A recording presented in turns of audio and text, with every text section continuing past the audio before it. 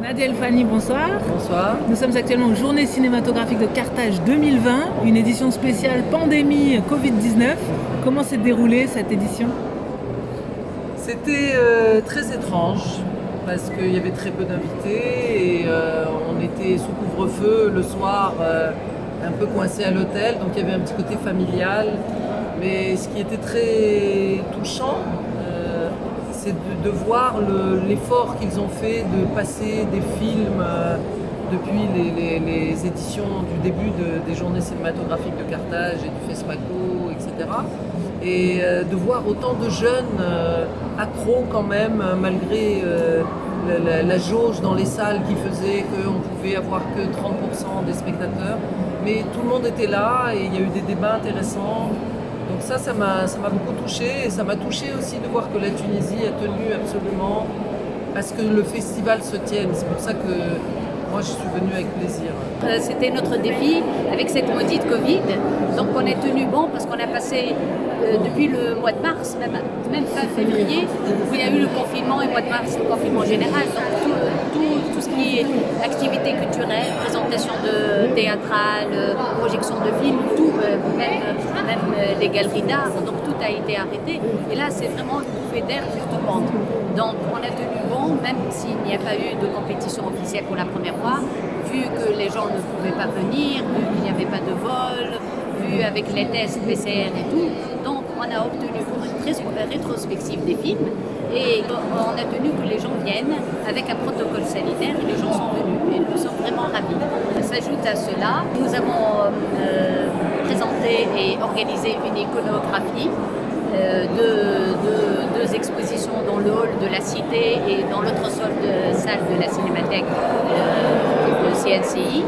Donc au sein de la Cité de la Culture, on a donné l'occasion des photos des différentes sessions de 66 jusqu'à 2020. Donc vous allez trouver Mambati Diop, Medondo, Ousmane Sambel, Souleymane Cissé, Sassouko, Rachid Ferchi, Youssef Chahine, Azet Ali, des acteurs et des réalisateurs, des actrices et réalisatrices tunisiennes, africaines et arabes. Il y a même Sarah Maldoror et tout. Donc, et en plus de ça, il y a eu des hommages de Mambati Diop, Medondo, Salma Bakar et Abdelti Ben Ammar. Voilà. Est-ce qu'on peut dire que le gouvernement tunisien est favorable aux journées cinématographiques de Carthage et a fait en sorte que l'événement ait eu lieu? Même s'il n'a pas voulu, tellement la société civile elle est là, tellement ce festival il fait partie du patrimoine immatériel tunisien et africain pour moi. Et c'est un monument historique. Et vous savez, si vous voulez regarder quelques historiques, la Tunisie, les JCC et le monde entier a connu tous les bouleversements sociologiques, économiques, en commençant par la guerre de 6 jours, avec la guerre de Kippour, avec le choc pétrolier, avec les émeutes en Tunisie 78, avec la grève du pain en 84, avec le changement Bourguiba et Ben Ali, avec tout ce qui se passe, avec l'intifada en Palestine, avec le camp Sabra Chetil. Tout cela et les JCC sont là pour parler de nos problèmes. Voilà. C'est un défi et de résistance, c'est un festival militant. Quel message avez-vous envie de faire passer aux cinéphiles qui ne sont pas venus à Carthage cette année? Dommage, je comprends parce que les gens ont peur, mais aussi cette année le festival a choisi les tickets par internet. Donc les gens prennent leurs tickets et les places sont vraiment limitées. Donc c'est pour ça qu'on ne voit pas vraiment la bousculade pour rentrer, ni pendant c'est-à-dire les gens prennent leurs tickets, ils viennent, donc c'est pour ça qu'on ne voit pas, comme on a l'habitude de voir, la ruée vers les salles et tout ça, et puis il n'y a pas de after, il n'y a pas les gens après le film vont chez eux. Mais quand même, il y a une belle chose que j'espère que le festival continuera c'est-à-dire ça sera dans la tradition du festival, c'est le drive-thru. Un parking de 400 voitures avec en moyenne 3 ou 4, ça dépend du nombre de gens qui sont dans la voiture et qui voient le film, ça c'est magnifique. En tant que cinéaste tunisienne, que représentent les JCC pour vous? C'est toute ma passion du cinéma dès le début. Ça me rappelle mes 20 ans quand on était comme des fous à essayer de rentrer dans les salles. à essayer de rencontrer les réalisateurs qui venaient de partout, parce qu'à l'époque, il y avait aussi des réalisateurs qui venaient des pays de l'Est. On a connu Istvan Szabo, on a connu... et je me souviens des débats extraordinaires sur le cinéma, quoi. On était tous cinéphiles et on parlait beaucoup cinéma. Je pense que ça s'est malheureusement un peu perdu, mais dans le monde entier, hein. Et donc les JCC, effectivement, c'est ce que je dis toujours, c'est comme la chanson de Barbara, chaque année, à chaque fois j'y crois. Qu'est-ce que vous pouvez nous dire de cette longue relation entre la critique et les journées cinématographiques de Carthage? Comme je l'ai dit, peut-être écrit sur AOTV, qui est sorti pour cette édition du JCC, c'est une relation naturelle. Et le fait que nous soyons ici, le groupe déjà, on a été associés, en tout cas invités dès le début à participer à cette édition exceptionnelle du JCC. Ça a été toujours le cas. On nous a associés, on a organisé un forum ici pendant les JCC, les éditions précédentes. On a eu à avoir un jury de la critique.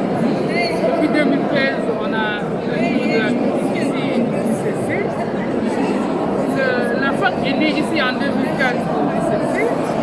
C'est une relation naturelle et qui se poursuit toujours. En tout cas, qui est sous différentes formes et qui se poursuit toujours. Pour vous qui êtes critique de cinéma du Sénégal, que représentent les journées cinématographiques de Carthage? Un festival très important parce que si on se rappelle que Taha Charia, qui a créé le JCC ici en Tunisie, était accompagné de Sembène Ousmane, c'est tout le symbolisme que le Sénégal représente par rapport au JCC. Et si l'on sait que beaucoup de réalisateurs sénégalais aussi ont été primés ici au JCC, tout récemment, il y a Alain Gomis, il y a Moussa Touré, il y a Mansour Sorawat, il y a Sembène, qui a eu le premier Tani ici en 1936 au JCC. Si je vous fais cette liste, c'est juste pour dire que le Sénégal est bien présent aux journées cinématographiques de Carthage depuis le début. Et quel bilan tirez-vous de cette édition 2020? Heureuse en tout cas, d'être là à la fin. C'était une édition assez spéciale, exceptionnelle comme l'ont dit les organisateurs, parce qu'avec la crainte de la crise sanitaire, économique, avec les déplacements et tout, les gens étaient un peu stressés, angoissés par rapport à cette édition. Alhamdoulilah, aujourd'hui on est à la fin. Tout s'est bien passé, on remercie Dieu.